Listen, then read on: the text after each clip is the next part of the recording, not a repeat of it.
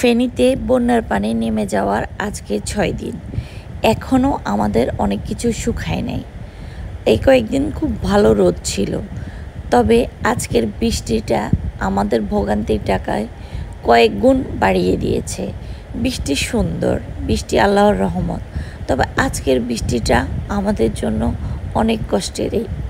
এই বৃষ্টিটা দেখেই আমরা অনেকে আবারও কান্না করে দিয়েছি, হায় আল্লাহ আমাদেরকে একটু রহমত করুন। ফেনীতে বন্যার পানি নেমে যাওয়া 6ষ্ঠ দিন আমাদের এই অবস্থায়। এখন এই যে আকাশে ডাকতেছে, এই যে আমি দেখাচ্ছি মেঘ আসতেছে, মানে আজকে আরো গরম হয়ে যেতেছে সবকিছু। এই যে মেঘ, রোডটা থাকলে ভালো হইতো। এই যে মেঘ ধরছে, হয়তো বৃষ্টি আসবে, আর বৃষ্টি আসলে কি হবে আমি জানি না, এগুলা এখন গোছাইতে হবে। এই হচ্ছে 6ষ্ঠ দিন। আমি মোটামুটি কাজ 70% আগাই ফেলছি।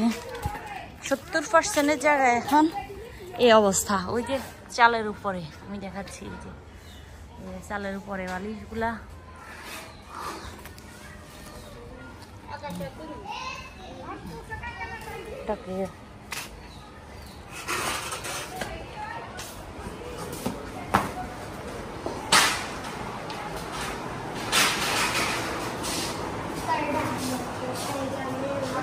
আমি এখন ভেবে দিছি এটা, এই যে এটা হচ্ছে গ্লাস, এটা হচ্ছে গ্লাস। এখন এটা না নরম হয়ে গেছে, ভাবতেছি এটা ভেঙে পড়ে যায় কিনা, এটা ভয় পেতেছি। গ্লাসটাও নামাইতে পারতেছি না, যে মানে লোকের জন্য আর কি, এটা অনেক ওয়েট।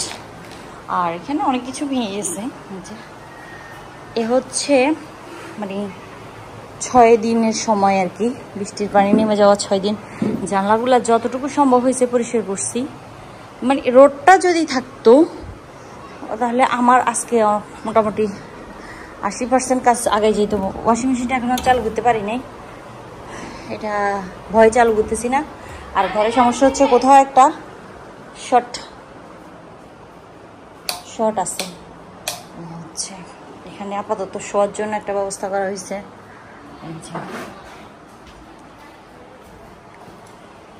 এখন বৃষ্টিটা মানে এটা মরার উপরে খাড়া যেটাকে বলে, এটা আর কি। ফ্রিজ কি চলতেছে? হ্যাঁ চলতেছে।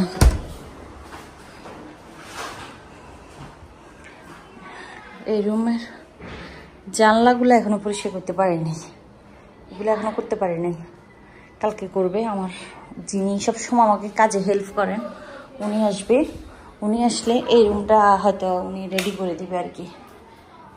এটা আমরা ইউজ করি না, এই রুমটা আমরা থাকিও না, এটা খালি থাকে।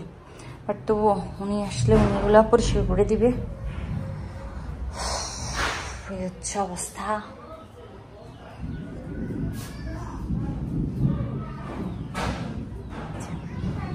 এটা হচ্ছে আমাদের প্রতিবেশীদের অবস্থা।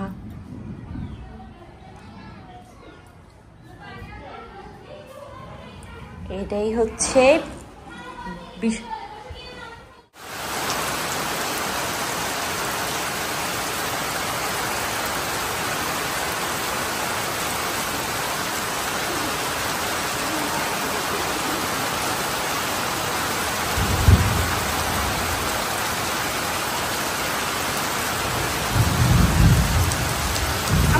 কত শুকাইছি, 26 টাকা লাগছে।